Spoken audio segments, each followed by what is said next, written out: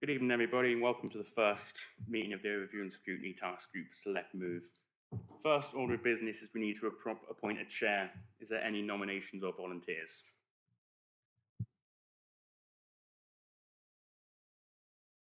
Can I nominate you?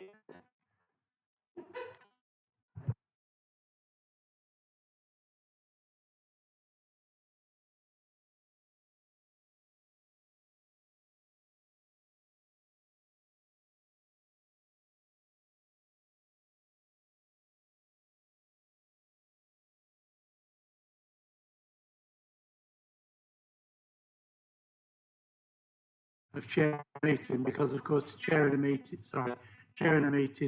is not just a meeting, it's about so much more. It's about leading the group. So I would suggest that we have a vice chair.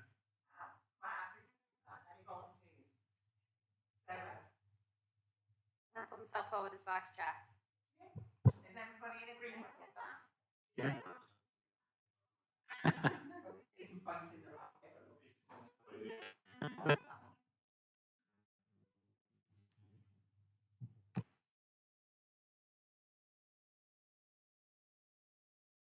Thank you everyone for attending the hybrid meeting for the Overview and Scrutiny Task Group on Select Move 2021, Thursday, 2nd of December. My name is Councillor June Molyneux and I've just been elected chair of the committee, and Councillor Sarah Ainsworth is vice chair. Please note it's a hybrid meeting and is being live streamed on YouTube. Members in the chamber, when you want to speak, if you raise your hand to indicate to me, then I will know and I'll invite you to speak. Turn your microphone on. Please turn it off when you're not finished speaking.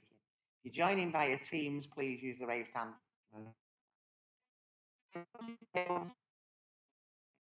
Try and resolve the issue. We'll come back to it another date and time. Can everybody with their phones return to silent or switched off? We're not expecting the files or okay. And please leave the same way as you came in. I've got one lot of apologies from Councillor Turner. Any other apologies that we know of? Okay. Any declarations of any interest?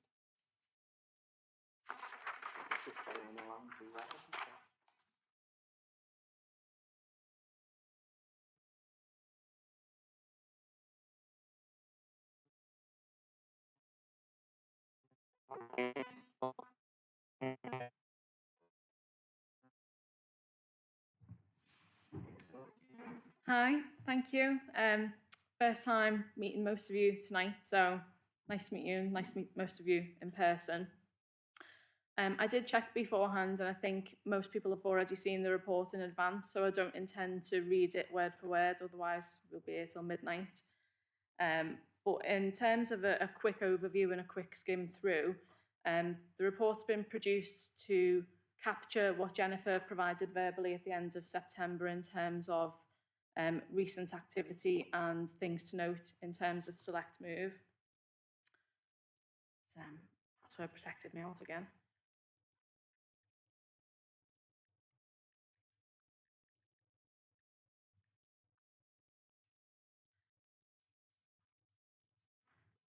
So in terms of a recap of that information, the main point around the upgrade of the Civica web system, the operation and delivery of the Select Move, the reasons behind that upgrade and what we feel those are going to be.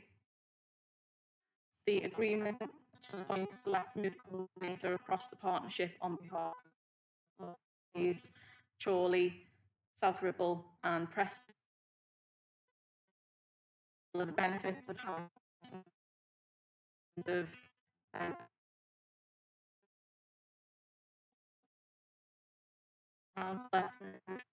and helping us to ensure that our landlord partners are adhering to the partnership agreement. The third main point I've made was around the appointment of a new housing solutions manager. Now been in post for just 2 months.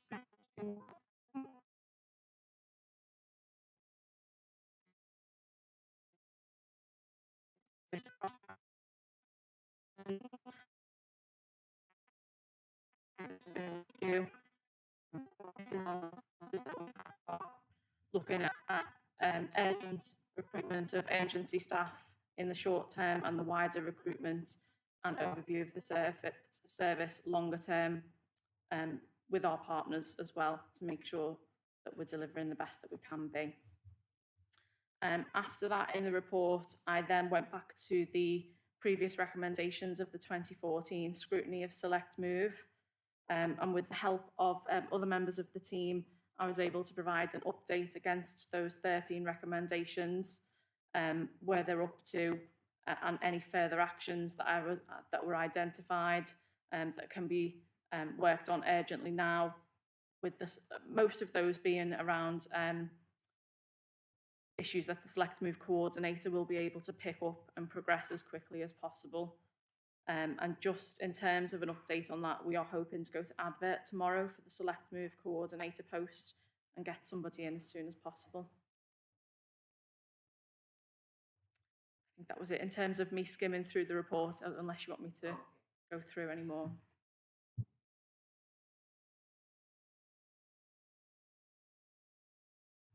Chair.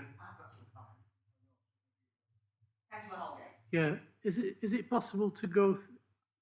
I did not have the benefit of being a member of the Scrutiny Committee, and therefore, when this proposal for this subgroup was made, I'm not aware of the context within which it was suggested, and therefore it's going to be difficult for me to be able to remain within the area that we're scoping, so to speak. So is it possible to just give us a brief insight into what the aspirations of the Overview and Scrutiny Committee are for this, so that it enables us to contextualise our scoping operation? Well, I think some of the points that I think I raised at scrutiny was that access to the customers and the allocations policy and the banding. Then were the three things that I come up with, and I think that's something that was discussed then before this task group was set up. Right. Okay. Okay. Is that, are we going to remain within that scope, or are we going to elaborate?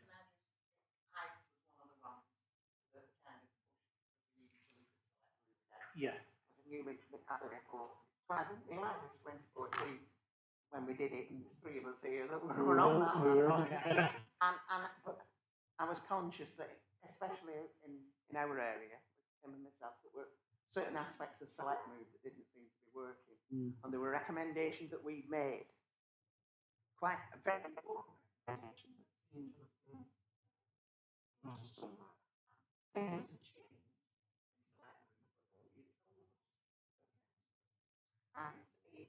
and one of the aspirations was for it, Select Move to work for the benefit of the people of Charlie that would want to use it, and it wasn't, and it isn't, I would say, at the moment. So actually looking at some of the objectives in this report, some of them would say that was my reason for putting Select Move forward. So our job to make it to work. So we need to scrutinise those people who are implementing, or inverted commas, not implementing the policies. Is that what you're saying? Thank you. Yeah, I just had a couple of things. I know I've raised them previously, so I'm a bit like a stuck record, but I know some of the things that I've flagged up previously to June and others was around the quotas, and I know Rachel's looked into it, but I know previous officers that have left the authority now had informed June or the summer that the minimum for the advertising the properties within the sort of financial year was that originally it was 5%, then it had jumped to 10%, and then I think Rachel's looked into it since she started, and it's actually 25%. So I just wondered why. I know certainly from our perspective that why it's gone up so much, and whether that was like a political decision or a partnership decision across the Select Move partnership. The other one which bothered me as well, because I know I've had a case recently where individuals have been in quite high banding the personal circumstances haven't changed, but then because they've not bid on Select Move for a while, they've been dropped down to Band E without any knowledge.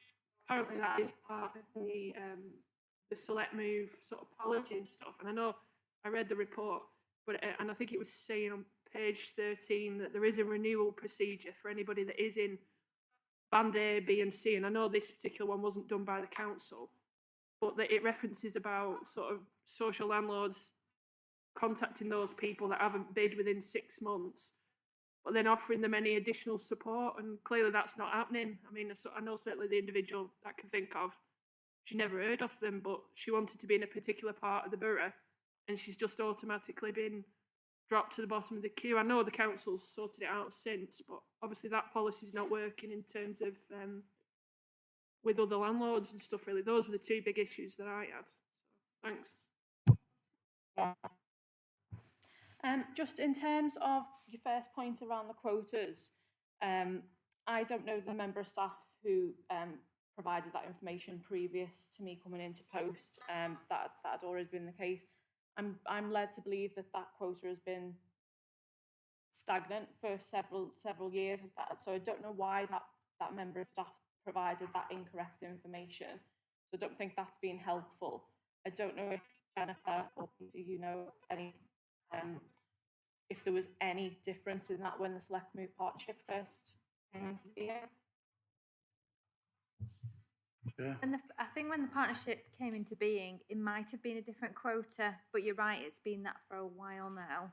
And it's something that can be reconsidered for that quota. I know the registered social landlords will come back on this if we do look at quotas and talk about the only you go outside the Select Move process for hard to let properties and also for transfers between their tenants, and that they would put the majority of properties through. And I know some of the registered social landlords do put a lot more through than the 75. But I know it has been like that for a while, especially before my time anyway. I'm coming back in. Represent in an area like that, where we have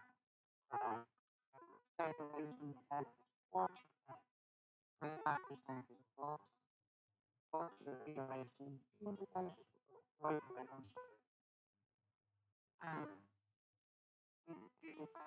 it's a lot of even not implementing and that's the story that things change.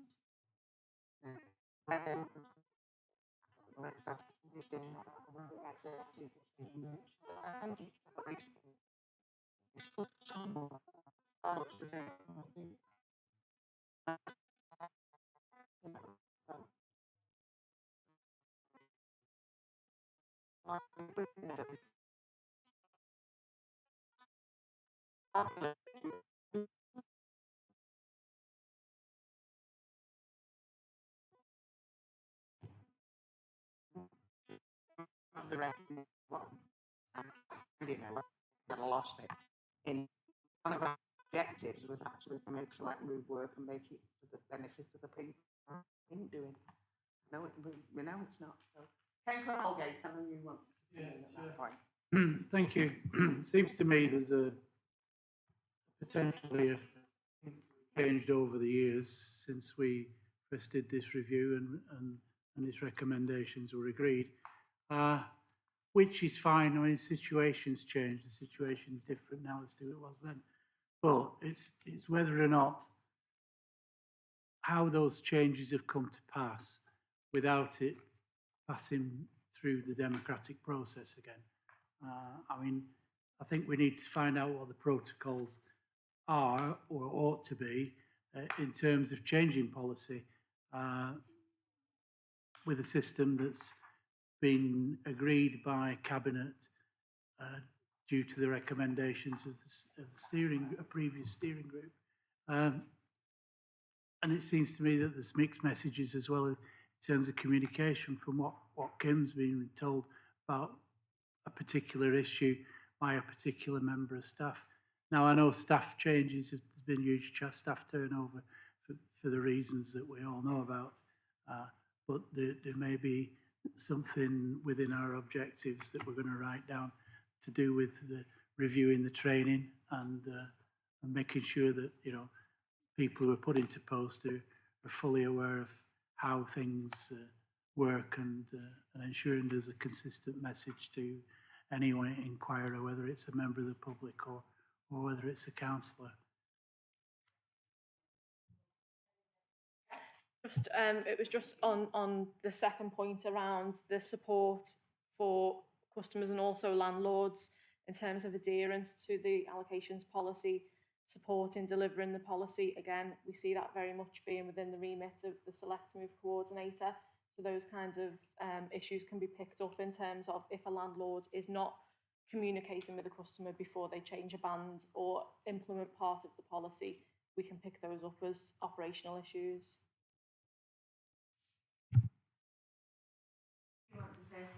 Oh yeah, there were a couple of other points as well. The migration, I think it's on page 16, about monitoring of migration into the borough in terms of Select Move. It did bother me that, considering when the last review was done, I think it says there is a reporting function in the system that should pull this information through, though it does not appear to have been done by the local authority previously, and that it will be done. I mean, I know certainly the MP has raised it enough times with us in Adlington and other issues across Chorley. And I know that there have been other times others have raised it across the borough. So I think that's definitely something that the task group should look into, whether or not, in terms of this report, and seeing whether or not the policy is being stuck to around the local connection to the borough, because I think that is a massive issue for people.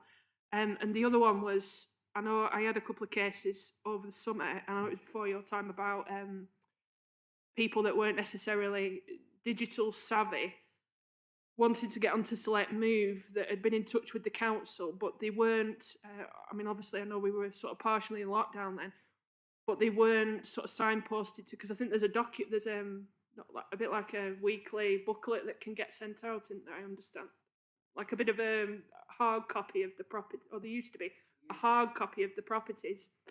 Now, I know, yeah, these particular residents weren't made aware of that until flagged it up to the council, and obviously they also weren't. I mean, I thought, oh well, why have they not been directed to the library and things like that, in terms of, you know, why don't you sign up at the library and then you can go online and somebody will sit with you and show you how to do it and stuff, because obviously the library was still open during lockdown for IT access and computers, and obviously that's an essential trying to find a home. I just think that maybe we need to look at that, you know, in terms of how it works for people that aren't digitally savvy. Yeah, no worries, thanks. Yeah, well, I know I found the page I was looking for. The original report, our objective was to investigate and evidence whether Select Move is meeting the needs and to the satisfaction of the applicants. And I think that's the objective we need to do now. I mean, but there before it said by the application process, which I think is the same as what Kim's just said, the allocation process and the standard of allocated properties. It's not necessarily that's not come into it, but it's the process. It's the first two, definitely. And there may be, so those are the things that we need to look at initially. It's a very narrow objective, isn't it? Pardon? It's a very narrow objective, Yeah, something but they're the ones easy to focus on. Yeah, I think so. And if there's anything else people want to add to that. And then it went on, our outcomes were to secure a choice-based lettings service that meets the needs of Chorley residents. And I think that's where we're not doing it. So that should stay. Yeah, Chair, can I Yeah. just elaborate a little bit on that last you one? can, yeah. Because the system is designed to serve 3 districts. Yeah. And obviously our objective is for it to best serve Chorley residents. But in best serving Chorley residents, it could also be best serving Preston residents, because their concerns are probably not dissimilar to ours. No. People moving into Preston that perhaps they think, you know, should be farther down the list. So it works for everybody. One of our things we could It's do not being NIMBYist, that's what I'm is trying to say. actually ask Preston about how they feel about their system it's working for them or not. And it would highlight if they're having similar issues and the same with Safe Ribble. Really and if good they are, idea. we really need to look at it. Really But good if they're idea. not, you know, just a thought. Good idea. Be somebody to talk to Mm. further down the line. I'm jumping ahead of myself really here. You get them passports, won't we? So you let them in. But well, it needs noting down because I'll forget before.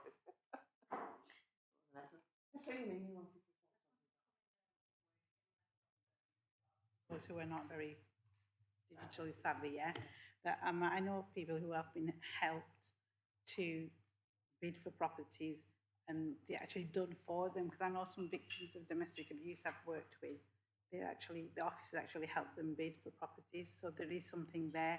And I remember that when the offices were down here for Chorley Community Housing previous to this pandemic, there was a little box there where saying, if you require help with bidding, please leave your details. Whether that's still the case, I don't know. Is it still? Yeah. So it did help a great deal. Just again, I probably am not all aware of all of the options at the moment. I'm conscious of that, but I know that we obviously, where housing solutions officers can help, they will always try and help, especially when there's a case open to the housing solutions service. Our customer services team are also still helping people to bid. So if a customer phones up or comes into the council, they can bid with the help of customer services assistants. And then obviously contracted providers or commission services like Citizens Advice and any of our partner agencies will help us where they can. But we could do with getting a comprehensive list of where people could go when they do need help. Yeah. Do we have a means by which we can troll through all people who haven't bid over a period of time to have a conversation with them about why that is? Because it seems to me that, you know, it's fair enough. I know that some people get registered with Select Move on the basis that they have a look through, and if it's sorry. He didn't follow the instructions at the beginning, did No, I didn't. He I never did. does. He never does. Press He the always gets caught. yeah.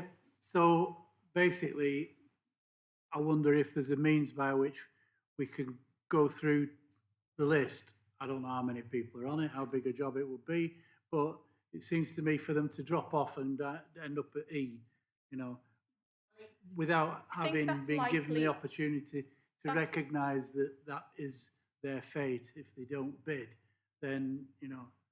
Yeah, and I think that is likely the issue in terms of the resources and the impact, because there could be several hundred people in that category, and there are people who may not have bid because they're in a non-priority band. They're able to bid on the system, but they're not in one of the priority need categories, so they are going to bid quite infrequently, and that's why they get dropped down to those bands.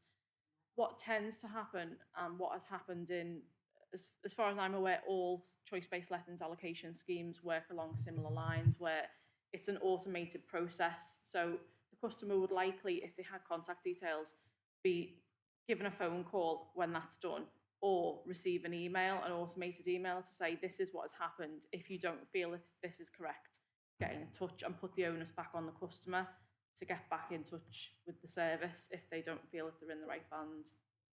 An easier way is actually to send a little questionnaire out. You know, we noticed you've not bid on Select. Could you tell us why? Just as simple as that, either email or contact that group. And we find that, and that would be useful to us in this group.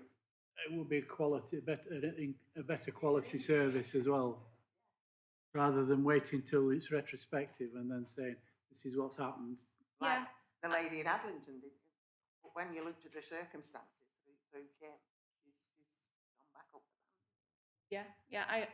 And again, I'll apologise for not knowing all of the local processes. That could be in place with some landlords or some individual teams where they do that and give the customer a certain amount of time to respond, in the same way that we do when customers first apply. If customers make an application and they are told up front at the beginning of that application that if they don't provide the necessary documents to go with the application, within 28 days, the application will automatically be closed. So it's along the same lines as that, and I can see that being a useful mechanism. We're actually jumping towards doing the job of scrutiny rather than doing the objectives and stuff. But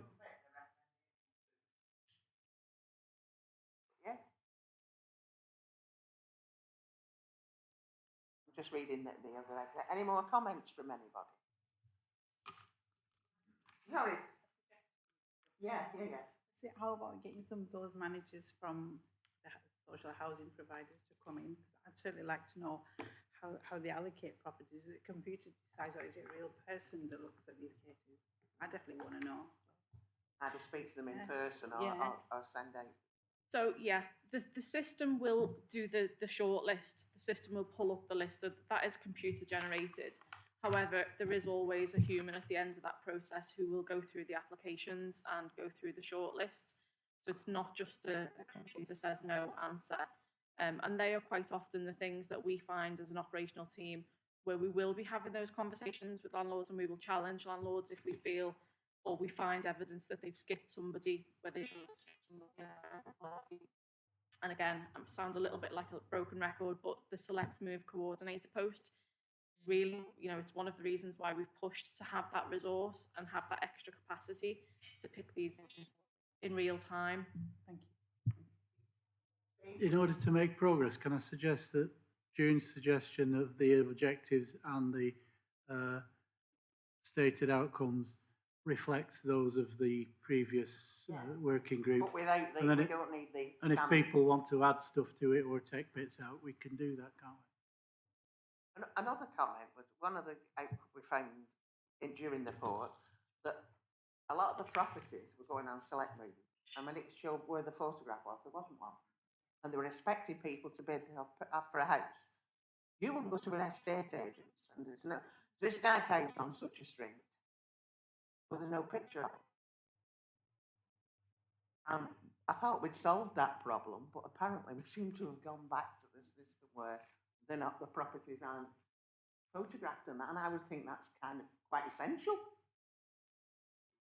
Kim? Yeah, I was just going to say, it'd be interesting if you do any form of survey around that or case studies or anything, whether or not that is a big issue for people in terms of them coming off Select Move or not bidding. I mean, I think I've just found it again on the report, it was saying good quality property photographs would take up a large volume of storage on the system. It's like, well, do they not have a decent, I mean, we're in the 21st century. I don't think the photo imagery was the biggest issue in terms of the barrier to that being the case. I think the biggest issue around the photos is the time scale and the turnaround on the properties, and also the consent from the current occupants, if there are current occupants. It could delay, significantly delay getting access to that property and advertising that property. And the allocations process itself, that was one of the biggest issues, and also any potential safeguarding issues. If the example of if you knew that a certain property that you were really interested in came onto Select Move and it was a really identifiable property, the tenants of that property could be doorstepped to say, when are you leaving, can you put in a good word for me? There are other issues to consider, although I agree, I would like to see a picture of a property I was interested in, but there is also the option for people to view the property. They don't have to sign up a tenancy without viewing that property first. They do get that chance. They can go and view it. If they don't like it at that stage, they can refuse the property. It's not a perfect solution. So do they get, even if they don't have photos from the inside, do they get a photo? Because I've never been on Select. Do they get a photo of the outside of the property? So they know where it is and stuff. Or? If there's a stock photo of it available, they will put that on. But quite often they will be old photos. So you will find that customers, if they do know the address of the property that's been advertised, they will go on Google Maps or Street View and look at it.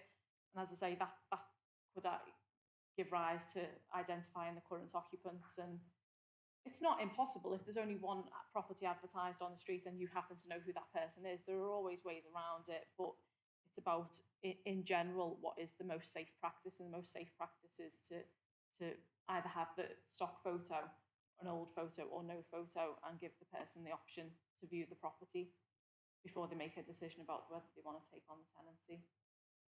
But surely if they go and view the property, then all the issues that you've said would happen with seeing the photographs could then happen. They wouldn't view the property until it was empty, until it was ready to let. Right. Anybody? Sorry, James. Yes. Yeah, it's fine, Chair. Biggs. Echoing what Steve said earlier about setting the objectives, who want to basically proceed along the 2014 ones, but Yeah. I think definitely trying to make them more bespoke to what the situation we're facing now. Also thinking about outcomes. At the start of this discussion, obviously yourself and Councillor Snape raising the issue of quotas, perhaps that should be a specific outcome that we want to see a review of that quota with a view to potentially reducing it back to previous levels. That might be a potential outcome. Yeah. And also Councillor Snape's comment about where the banding and where they're coming from, and migration. That was the word I couldn't find about migration as well. Yes, Peter first, and then. Thank you, Chair. Just picking up on Councillor Nevett's point, the quota, I think Councillor Snape's already copied in, is something that when we found out about it, it was miscommunicated to both of us, at which point we've seen it, and that's obviously a key thing that we're actually reviewing currently on the going. I think pretty much all the points everyone's raised, I think we have acknowledged that there are issues. Obviously, I've come in from being the exec member now, but Rachel's pretty new, and then obviously Jennifer's new from shared services from a bit ago. So we have got things where the system without the authorisation from Preston and South, and then we have now got that upgrade, which is helping. We've got migration theatre, a designated role that should be able to do that, because what we couldn't do is get granular data. We couldn't work out how much properties in Adlington were not going to people on Select Move, whereas now with the Select Move coordinator, we'd be able to at least analyse on a more granular level, which obviously is all things that we're looking at. So it is something where we are moving, but obviously it is a task group formed and try and mirror that in line with what we're already looking at and to direct it. That's somebody else I think we should talk to. Is the new the impost? Yeah. We're hoping to go to advert tomorrow. Yeah, but As soon as somewhere down the possible. line, if we actually speak to that person. Thanks, Chair. Just a quick one. I think it'd be useful just to have just a breakdown of figures ward by ward for the properties. Some areas didn't have a high number of and associated or whatever properties, depending on. I'm still pretty new to the council, so it would be handy for somebody like myself to know that, because my ward, I'm not too sure how many there are, so it would be useful. And perhaps which registered providers are in that area, as we do our projects, different ones. Everybody knows Jigsaw under various names, but might not be aware of some of the other ones. So that's something like that might be quite useful for everybody. Yeah. Okay. So do we think we've got outside? Sorry. Oh, I forgot to come back. It was only just a brief point, and it was part of the report. As much as the partners will want to work with us to resolve any issues we've got, it is very much a partnership, and we maybe haven't got the leverage in some with, we're not going to be able to tick off all of the wish list potentially or resolve that as quickly as we would like to. Oh, no. But we found out last time that when we did speak to people, they were quite receptive to what we were saying. And sometimes we forget that. And we think, oh, we mustn't, they might not. But actually speaking to them does work and pushes them in the right direction. Yeah. So let them know what our aspirations are. And very often they're in line. We're in line. We don't think we are. So And we don't have much stock. So we have some authority. Says it on the tin. Okay. Anybody else any more comments? No? So, if we want to objective, do you think you've got those noted down there, Matthew? Yeah, I've noted everything down. And the outcomes? And the outcomes we can put down. Excellent, And if there's any more to discuss, we can discuss, and I will put together the draft scope, and then we can arrange a meeting with me, you, Yeah, Rachel, and Vice Chair. yeah, that's fine. And Yeah, discuss, and we can bring it back at the next Yeah. task group. that will be fine.